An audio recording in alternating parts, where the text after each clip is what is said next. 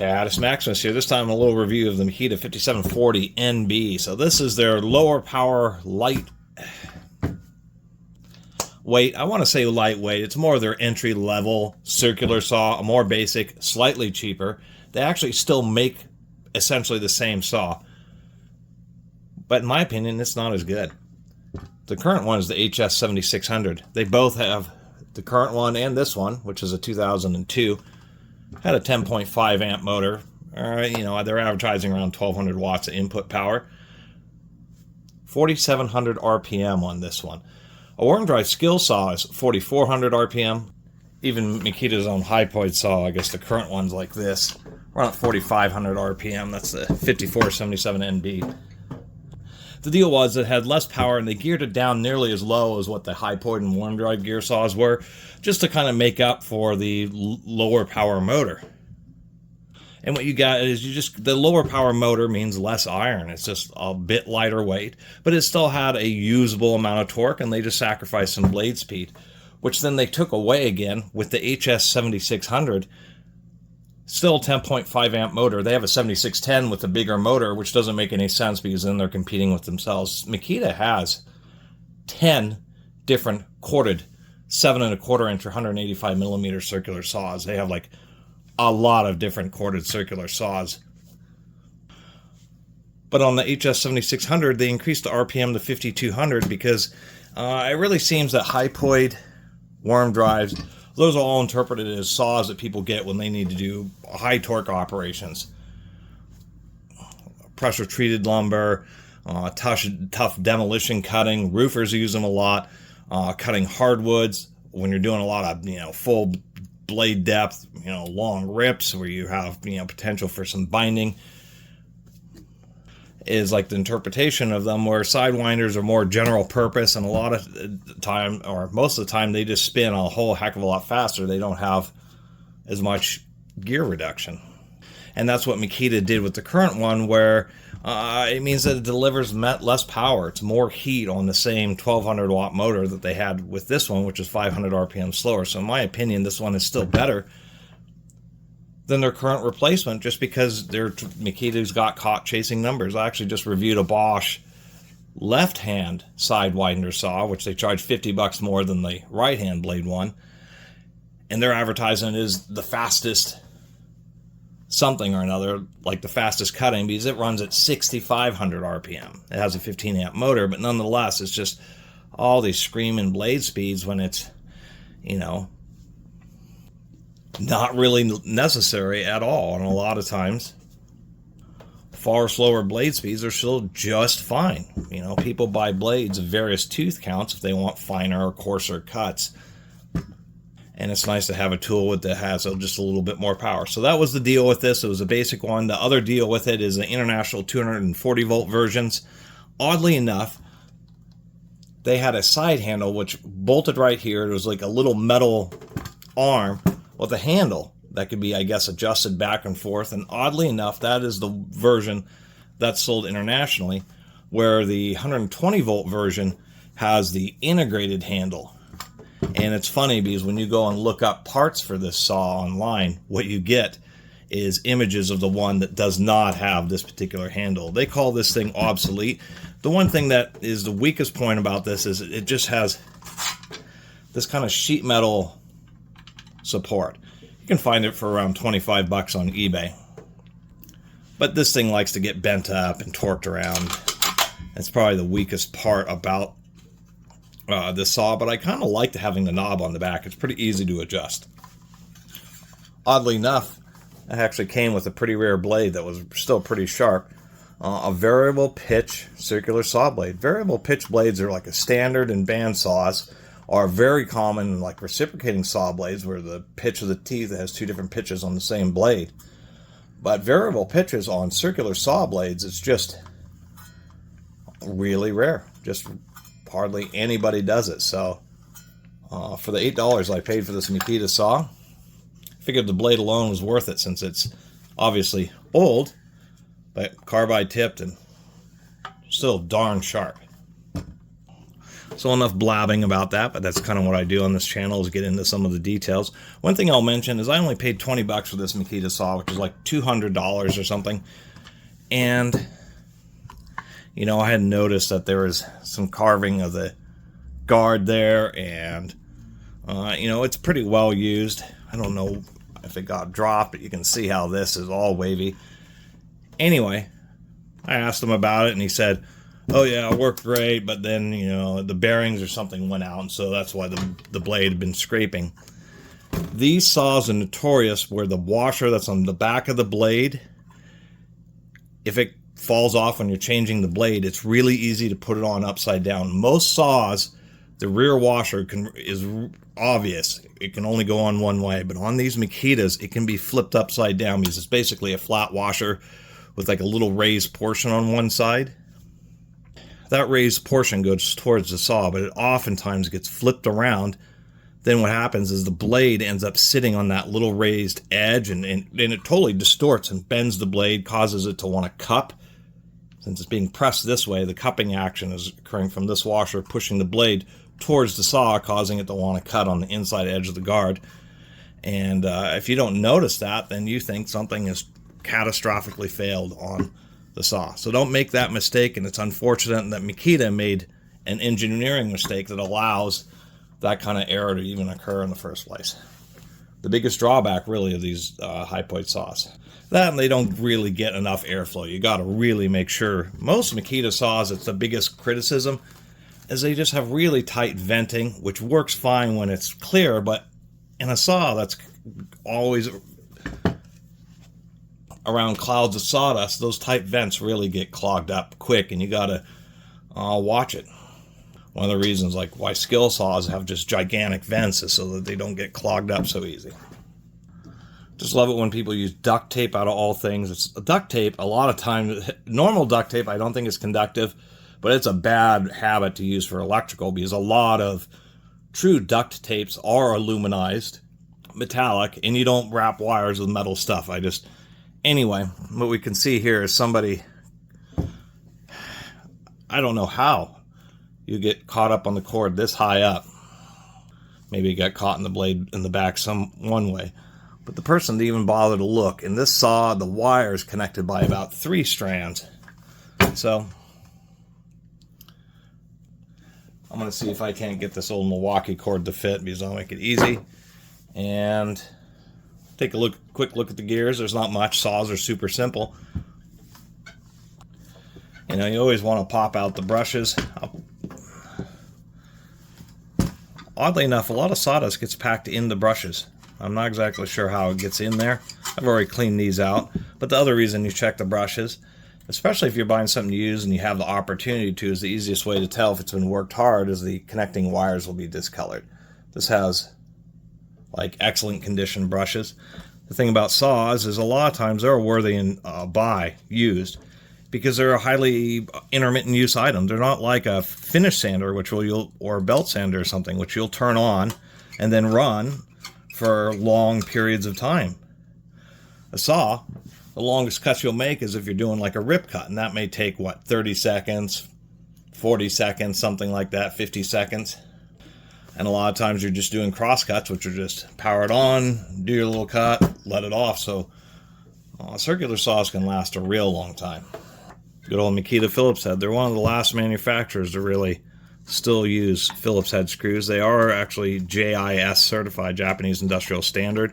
They have a little bit more square or straight walls on the Phillips, and so they tend to slip less with any Phillips driver and really slip less when you're using a JIS pattern. But JIS is just designed to be an incremental improvement so that there is still compatibility with all the tooling that's already out there. They even have a little Makita logo right there. So pull those off. Oh, I got one more, don't I? Kind of weird and annoyingly. Well, first, the switch is tolerable. It's, oh, there we go. Come on, camera. 15 amps at 120 volts, so it is properly overrated.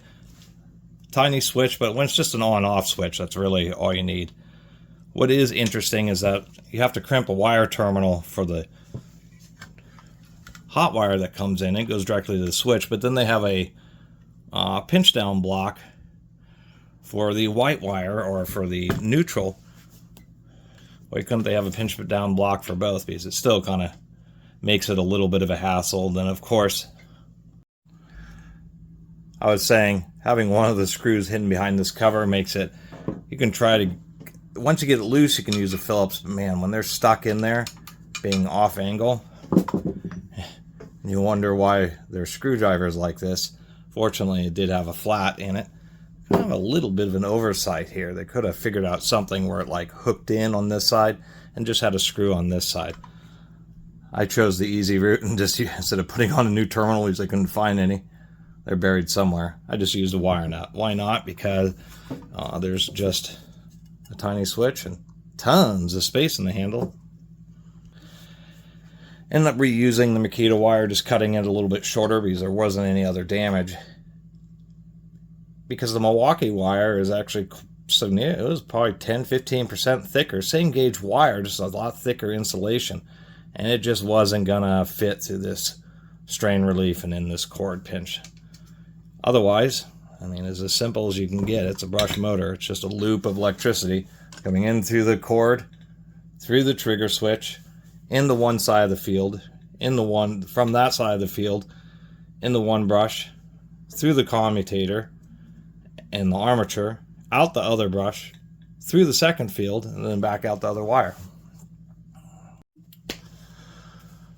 So I'm suspecting why this was so cheap. I didn't plug it in at the garage sale that I bought it from, but that it probably just stopped working because of the condition of the wires. I thought I was hanging on by a few strands. Probably was those had just broken. So the person said $8 because it doesn't work. Probably figured it had given up the ghost. Well, a little wire repair.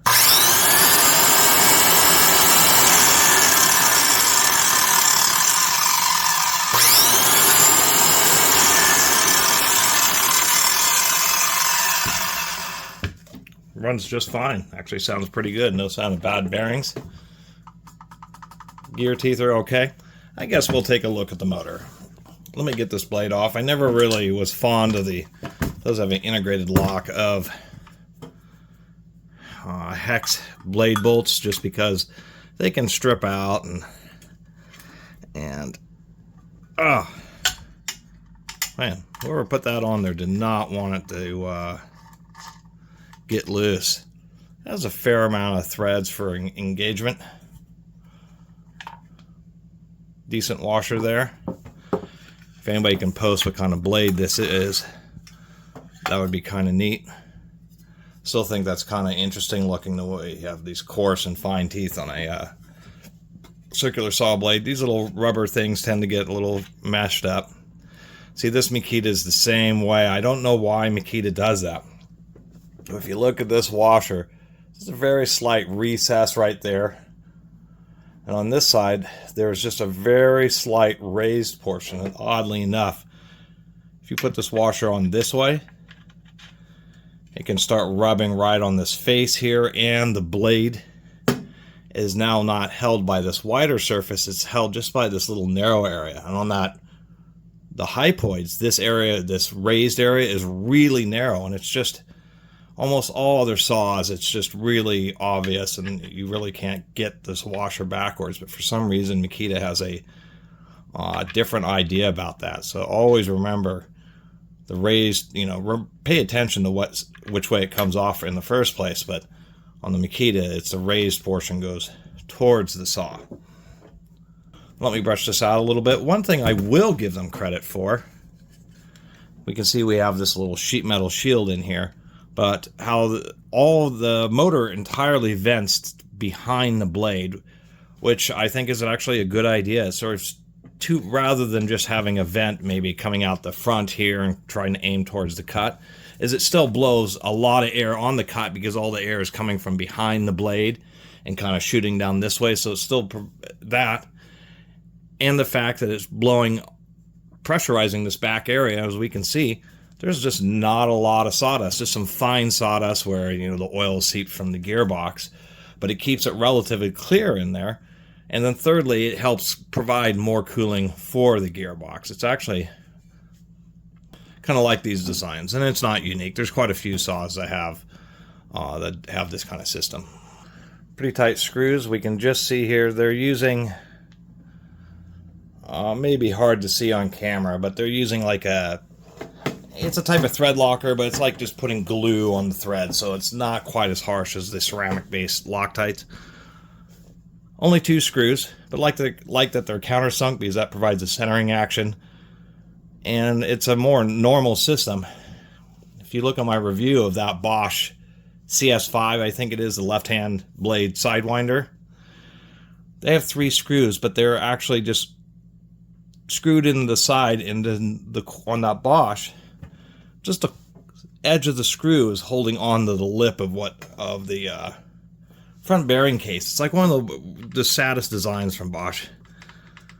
We do have a threaded lock ring here. Oh, I'm gonna have to fiddle with this. It feels like there's actually ball bearings on both sides. If it was a needle bearing, this would just lift right out.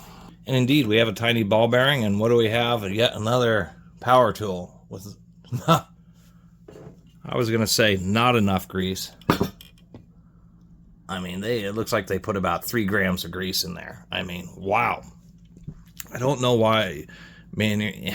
Well, it's the same question, like, why do the Chinese manufacturers can seem to produce pretty well-engineered tools and then make them really unreliable because of just super short, just the absolute cheapest, worst fasteners that they can get their hands on, so that a machine that'll actually be fairly reliable gets loose and then fails.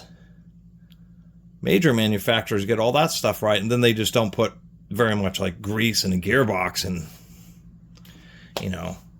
I'll always mention Milwaukee because I've taken apart probably, I'm not a tool repair, I don't run a tool repair shop or anything like that, but I've still taken apart 50, actually probably 100 power tools or more. And just about every time when I go into an old Milwaukee tool, those gearboxes are just filled with grease. Anyway, evidence of nice long-lasting gears. If I take my thumb, that's a wide gear. That's 1/2 inch wide, or 12, 13 millimeters wide. That is quite a bit of surface area. P.S. I forgot to show it, but lots of tools, they have bearings on both sides of various componentry, and so you can use a screwdriver and stuff to pry them apart, but a lot of times you're hammering and tapping to get them back together. But a little secret is to take a little bit of grease and wipe the inside out, wipe the outside diameter of the bearing if you need to, or the shaft that's going into a bearing. Put a little grease on it, and they tend to slide and tap back into place a whole lot easier than when they're dry. So, on tools like this, I've learned that you do need to pull out the motor, because these rear bearings really like to fail. They're usually rear bearings. It's whatever bearing is isolated. I have to mention, in every power tool teardown, there's very little, there's just only the grease that's in the bearing. When you're in a gearbox, you have an extra reserve of grease and oils that help keep the bearings alive. But on the isolated ones, they wear out fast. And this isn't a rubber sealed one, and I don't know if you can see down in there. Well, here we go. They do have a spring washer in there, it looks like. There's a little recess, just a little bit of space, and when you have an open bearing, any oil, grease that is in that bearing just kind of floats into that area. And then the bearing basically is running dry right from the beginning. You want to double check that the screws to the field are nice and tight. And taking another look at the motor. Nothing special, not a particularly heavy varnish or lacquer coating. Not even any string wrapped around the wires. Motors used to be just better built, much better protected on this input side around the commutator, but it's been a long time. Probably, in the 70s, they started realizing that just it wasn't worth the cost, effort, and all that, because how few motors actually end up failing from debris getting in there and actually breaking the wires. But it does happen. I guess the only saving grace here is that they are welded contacts, which is a little bit better than the folded ones, a little bit more reliable. And then they do have a little shield here that ostensibly help prevent debris from getting into the bearing from this side. And the final thing is there's, particularly newer circular saws have, long, gradual kind of hook designs to help the guard just not want to create resistance as soon as you come in initial contact with material. This is one of the few saws where, look, they have a little roller, so when you come into contact, it can roll a little bit to ostensibly make it so the guard just ends up pushing back nice and smoothly. But I haven't seen something like that before. And there we have it, a really long video about an extremely simple tool. And in my opinion, versus the HG7600, which is the current replacement, I assume that this Makita motor is just as good as the HG7600, and they're both 10.5 amps. So if the new one is 5200 RPM, I can only assume that it just has a bit less power, or it's working harder and the motor's getting a lot hotter doing the same cuts. So it's kind of a shame because this is already kind of perfected. It was just a decent quality all ball bearing. They didn't use needle bearings on the. A lot of saws will have a ball bearing on front and either a sleeve or a needle bearing on the back, which is fine, but having two ball bearings just means things are just a little bit tighter, but they're slightly more expensive than a needle bearing. Anyway, getting a little grease in that gearbox, grease in that back bearing.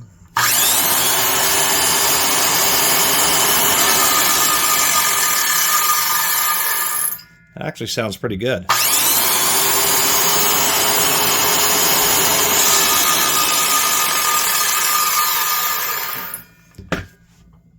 And even though the saw runs at a reasonable audio level, once you get into making a cut, they get a lot louder. Got a little late for me to make a demo cut, but I've done so many power tool reviews that I just haven't been in the situation to properly demo them, that I save those for later videos that I'll just make as, testing and evaluating type of thing. But that's my review of the 5740 NB. I mean, it is a nice classic. The new one's like $120 or something, so it's kind of expensive. So finding one of these older ones, basically, it's almost literally the very same saw. These older ones are just a little bit more powerful, or a little bit more torquey, I should say, and just have the traditional. This is indeed one of the old school, as we can see right there, PC GF15 fiberglass reinforced polycarbonate bodies. And I guess I'm kind of on the fence about the sideways exiting cord. I mean, I think I would have just preferred a traditional cord that comes out the end. But of course, the idea behind this is it keeps the cord just a little further away from the blade. And I'll say the other good, what I mean by tightness of ball bearings, always make sure you have the saw, any saw, unplugged before you remove batteries, before you get near the working end. So when you have a needle bearing, you can actually take the blade, wobble it back and forth like this, and you'll feel it wobble just a little bit. You may even be able to take the bolt and actually feel it just pull in and out a little bit. And I've run into that. There are a lot of sidewinder saws. It's just a property of them. One of the things about worm drive hypoid and hypoid saws is they have not only ball bearing spindles, but they're, preloaded, spring loaded. So they have no play. And this Makita just has really nice tight fit. And when I go and try to wobble the blade, you don't want to get confused with gear backlash, but actually seeing if the blade will wobble back and forth or the spindle moves in and out at all, and I just can feel absolutely zero play. And it actually makes a difference. When you have a saw that has a very tight spindle, then you don't get the little bit of waviness and odd lines along the edge of the cut that you make. And I just like the idea of the saw. I think this saw, probably the biggest, well, one, I have no idea why there's two big holes here. But it should have had a rafter hook. Most people use cordless saws now for when you're on, elevated areas. But before those were super popular and really viable, it took until even after the lithium-ion era, a lot of the brush motor cordless circular saws were still pretty underpowered. It took until the nice brushless ones before they actually had a real, viable power. This would have been a great option when you're at elevation, you're cutting off rafter ends or something, just because it's smaller and a lot lighter and a lot more convenient than lugging up a 15 or 17 pound worm drive saw to do the same type of action. And as you can see, I did replace that bolt. And it is in many tools. The borers, the fasteners that they use are a lot shorter than the amount of threads or how deeply tapped. This was no different. I was able to put in a fastener that was 6 millimeters longer. I mean, quite literally. And I decided to put in a 10 millimeter hex because I thought, my goodness, you have a blade that gets on there for a long time. Maybe it gets out in the rain. You get a little bit of corrosion in there. Packed with sawdust. You're trying to use the Allen wrench. It is packed with sawdust. So you don't get it in all the way. So you strip the top part of the socket head cap screw. Then you clean out the dust, but you only have half of it remaining, and then you strip out the rest of it. So much easier to deal with an external hex in a situation like this. So I put in a little bit longer fastener, 10.9. It actually happens to be a washer head bolt, so it's just a little bit of an upgrade. Because that's one of the things I like to do, is try to upgrade fasteners on anything. Anyway, thanks for watching this long video. I do like the way that it will stand on the back of the motor to make blade changes easier. But this is one of the kind of products that I think Makita really shines at, is just making smaller, simpler tools that are just, good at what they do, a little bit more reasonably priced, but you still have good build quality. And I think, in the cordless tool arena that Makita has kind of lost their way a bit. They just got complacent with the popularity of their stick battery drills, which is what made Makita a billion-dollar corporation. That popularity extended all the way through the NiCad and nickel metal hydride era, the 12, 14.4, and 18 volt tools. But then the competition really heated up. The Milwaukee, DeWalt, Bosch, they all just really came out with some pretty competitive products. And so Makita has a huge amount of cordless tools, but I think they just lost their way. They have been lagging behind in high capacity batteries. They have like 18 volt systems. They have 36 volt systems, which use two 18 volt batteries, and they have like their 40 volt systems. And not to mention, DeWalt also is guilty of the same thing, of having too many different battery voltages. But they just haven't been so enamored with, like their cordless drills and their impact drivers and that type of stuff. But one thing that they do still set themselves apart. I mean, heck, go and look on Milwaukee's website. Milwaukee is depreciating most of their old corded tools, which is a real shame. DeWalt has, Porter Cable has depreciated all their old legacy corded tools. Makita is one of the manufacturers that still has a nice selection, even though I was complaining about them having 10 different corded 7 1/4 inch circular saws. I think they have the best selection in the industry right now. You can get these with and without electric brakes, etc. Sidewinder and worm drive or hypoid drive. But I really like this thing. This is just one of those saws that's just simple and easy to grab and not heavy, and just great for general purpose use. And I guess, probably the reason I have not seen very many of these. Actually, I think I own one that's in a lot better condition than this, but I couldn't find it.